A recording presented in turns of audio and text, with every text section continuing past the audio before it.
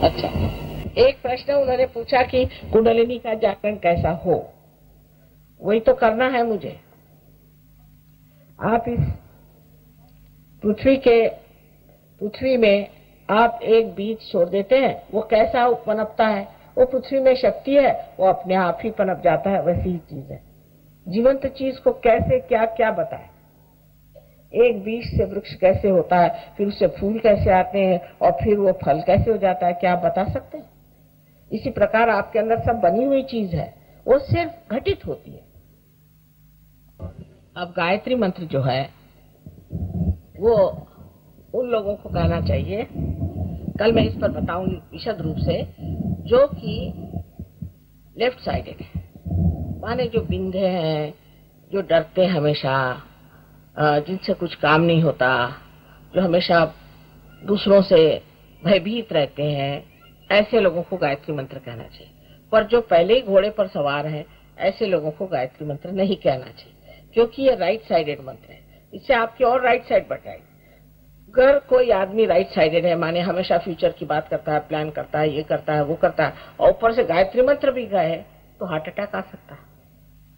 क्योंकि गायत्री मंत्र वैसे भी रियलाइजेशन से पहले तो कोई मंत्र कहना ही नहीं चाहिए, पहली बात, और रियलाइजेशन के बाद भी आपको देखना चाहिए, तारतम्य उसका होना चाहिए कि कौन सी आपकी साइड है, आप लेफ्ट साइडेड है या राइट साइडेड है।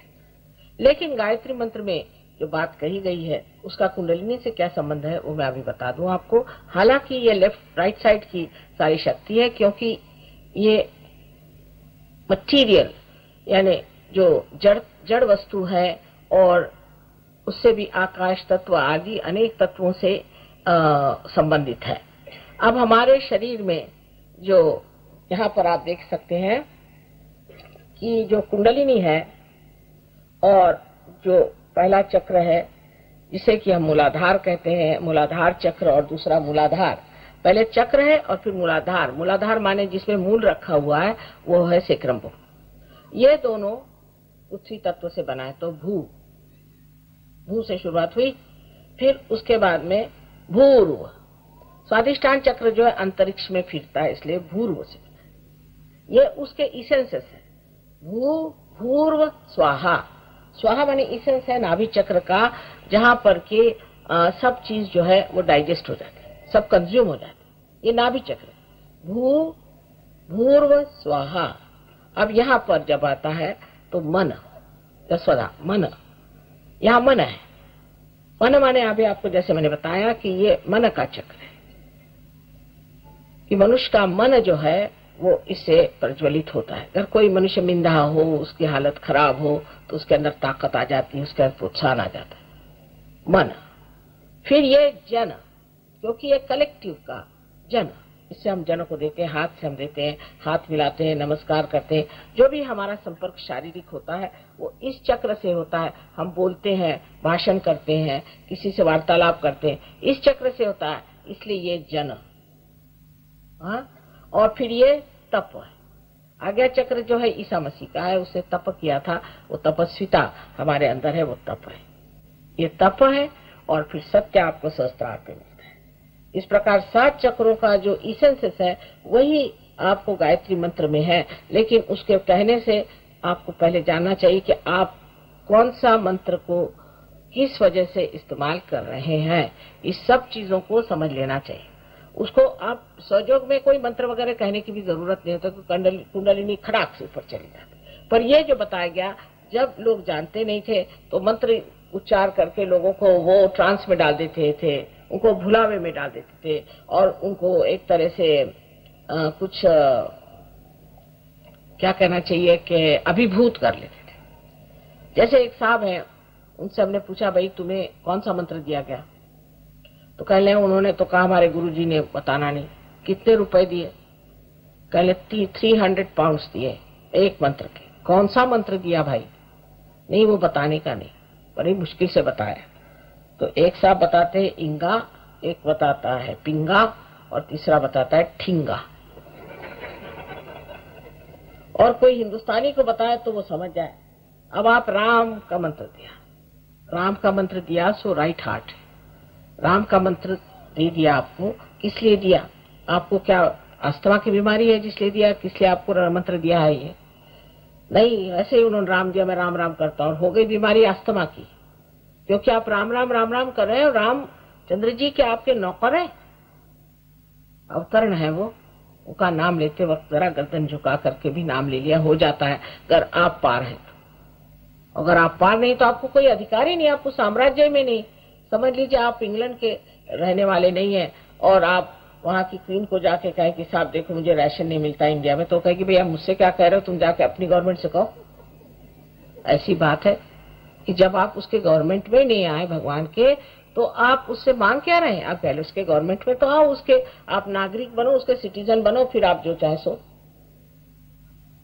इतना तर्क शुद्ध लॉजिकल, इतना लॉजिकल है सारा कुछ, और इतना साइंटिफिक है, इतना साइंटिफिक है कि डॉक्टर लोग भी हैरान होते हैं। अभी ये हमारे यहाँ पे 3 डॉक्टर लोग एमडी कर रहे हैं, एक ने तो कर लिया सहयोग लेकर।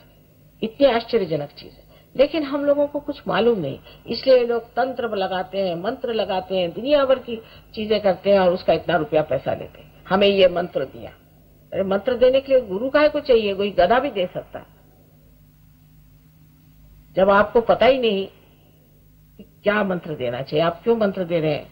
जैसे कि जब तक आपकी मोटर ही नहीं शुरू हुई और आप अभी वहीं खड़े हुए हैं और आप ये बोल रहे हैं कि जहाँ बीच में जहाँ रुकावट आने वाली है उसी का आप इंतजाम कर रहे हैं, तो लोग कहेंगे भाई वहां जाओ तो सही, जहाँ रुकावट नहीं वहीं खड़े हो, गोल गोल घूम रहे हो, फायदा क्या?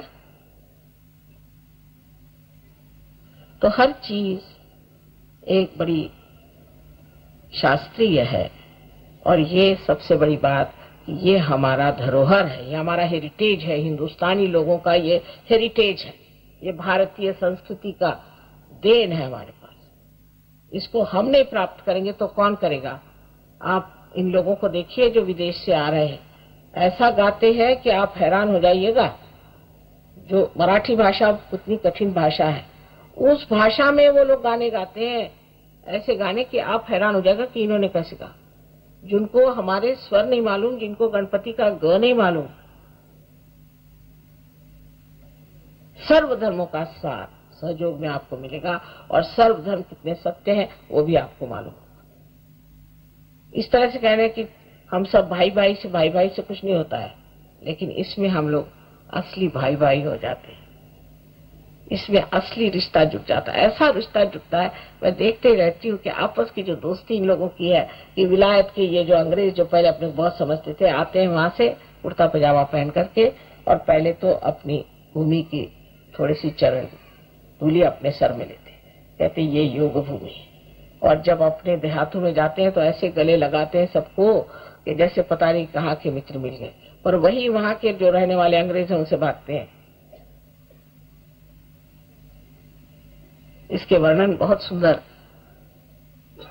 ज्ञानेश्वर जी ने किए हैं, किसी वक्त मौका होगा तो आपको सुनाया जाएगा, बहुत ही सुंदर उसका वर्णन कि ये क्या होने वाला है, क्या दुनिया में होने वाली है बात, कैसे लोग होने वाले हैं। और इसकी शुरुआत तो हो ही गई है। आशा है आप लोग भी इसमें गहनता से उतरेंगे।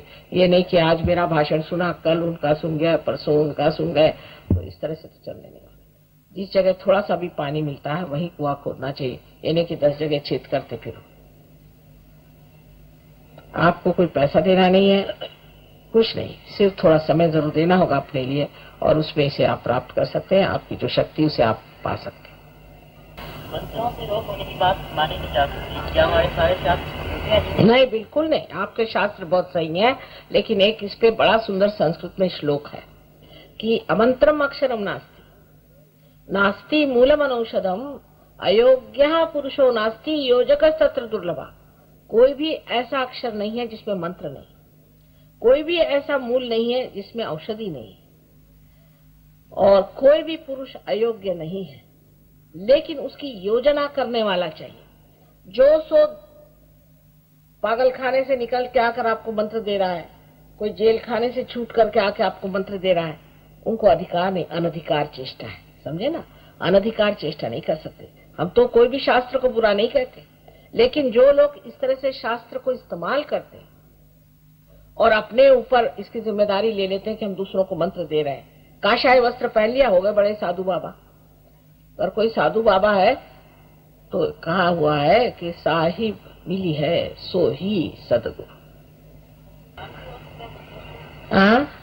हाँ बेटे, बड़ा नुकसान होता है भैया, मैं तुमसे बताती हूँ सच बात। मैं तो माँ हूँ ना, मैं झूठ नहीं बोलूंगी।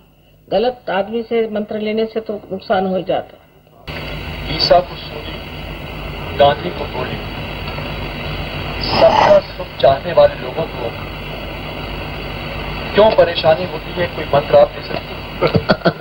ये इन्होंने कहा ठीक बात कि ईसा को सूली हुई, गांधी को गोली हुई, उसीलिए ईसा भी अमर हो गए और गांधी जी भी अमर हो गए। उसका असर आपको देखना चाहिए। असल में न तो कोई ईसा को सूली दे सकता है, न गांधी को गोली मार सकता है, क्योंकि जो संत होते हैं उनको कोई भी दुख तकलीफ होती नहीं, लेकिन वो अपने बलिदान से सिद्ध करते हैं कि मनुष्य कितना मूर्ख, महामूर्ख। लेकिन अब ये समय आ गया है कि किसी भी संतों को हाथ लगाने की कोशिश न की जाए। ये समय आ गया, समय की तैयारियां होती है, और ये समय आ गया है कि खबरदार अगर किसी ने हाथ लगाया तो देख लेना। संत एक होते हैं इस तरह से? अनेक, आज तो अनेक संत हम तैयार करें, आपको भी संत बना देते हैं।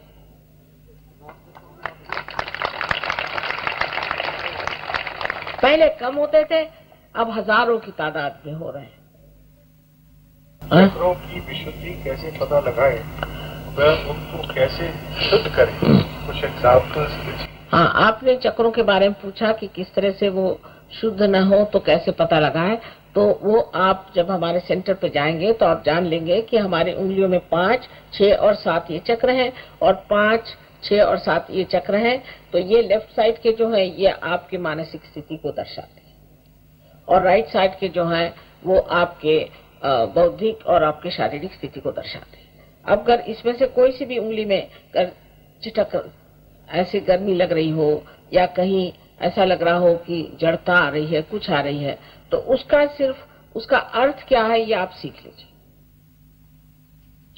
अब उसको किस तरह से ठीक करना है वो भी आपको बता दें। महीने भर में आप गुरु हो जाएंगे, सब गुरु हो जाएंगे, क्योंकि आपके हाथ के नीचे तो पहले कुंडलिनी चलेगी। अच्छा, 5 एक और बड़ा छोटा सा, सत्य को किस सीमा तक खींचा जा सकता है कि वहाँ प्रभु का हाथ आशीष के रूप में? बस आप एक बार पार हो जाएं, वहीं आपको उनके चरण मिल जाएंगे और उनका हाथ आप पर आशीष रूप रहेगा। आपका हाथ मेरा हाथ है ही, देखो वहाँ ठंडक आ रही कि नहीं। प्रश्न है कि मोक्ष का सेल्फ रियलाइजेशन से क्या संबंध है? मोक्ष जो है वो तरह तरह से लोग जानते हैं। सेल्फ रियलाइजेशन जो है ये मोक्ष ही है। सारे संसार की जो विपदा है, तकलीफ है, वो इसलिए है क्योंकि हम अंधकार में, अज्ञान में है। जब वो अज्ञान छूट जाता है तब हम मोक्ष में आ गए। लेकिन सेल्फ रियलाइजेशन आने के बाद भी मनुष्य को स्थिर होना चाहिए। प्रथम तो वो निर्विचार होता है, जिसे कहेंगे निर्विचार समाधि, क्षण में हो सकता है, तत्क्षण होता है। तत्क्षण रामदास स्वामी से पूछा गया कि कितनी देर लगती है कुंडलिनी के जागरण को, तो उन्होंने कहा तत्क्षण, पर उसका लेने वाला और करने वाला होना चाहिए। ये 2 चीज है। अब दूसरी बात है कि जब आप, कोई लोग ऐसे भी हैं कि उसी वक्त वो निर्विकल्प में भी चले जाते हैं, उनको शंका ही नहीं रह जाती, फिर निर्विकल्प समाधि आ जाती है, उसको आपको प्राप्त करना है। जब निर्विकल्प में आने के बाद फिर आगे की बात आपको सोचना चाहिए।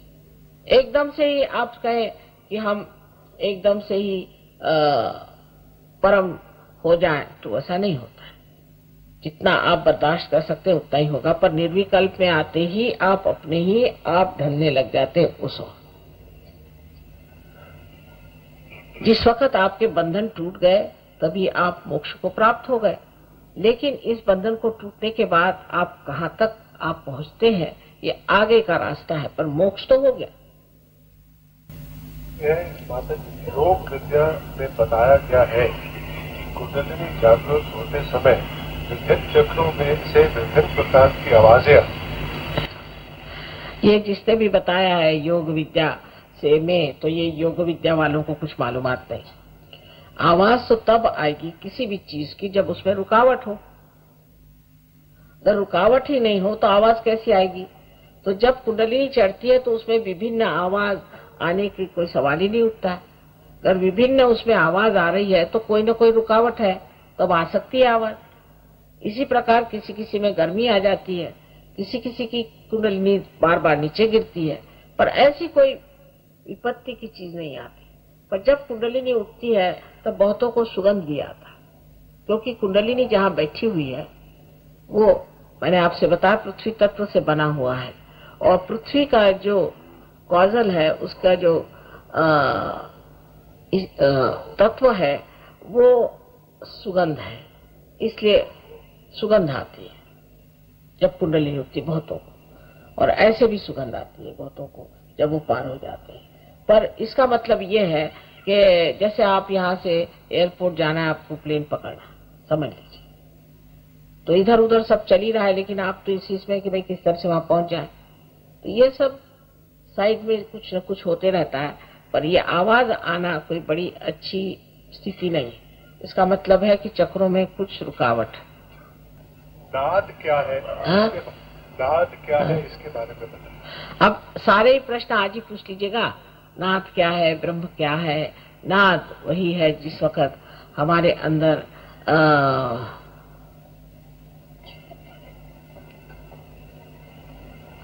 चैतन्य बहता है, तब उसकी एक बड़ी सुंदर सी धारा बहती है, पर उसका आवाज आपको सुनाई नहीं देती, उसका भी एक नाद है। इसी तरह जब अति सूक्ष्म आप हो जाते हैं तो आपको सुनाई दे सकता है। उसके बाद में इसमें चैतन्य में आप जब आप पार हो जाते हैं तो आप देखते हैं आकाश में से छोटे छोटे ऐसे कौमा के जैसे ऐसे चमकते हुए चैतन्य के ऐसे छोटी छोटी धाराएं दिखाई देती, तो ये इसमें भी प्रकाश होता है।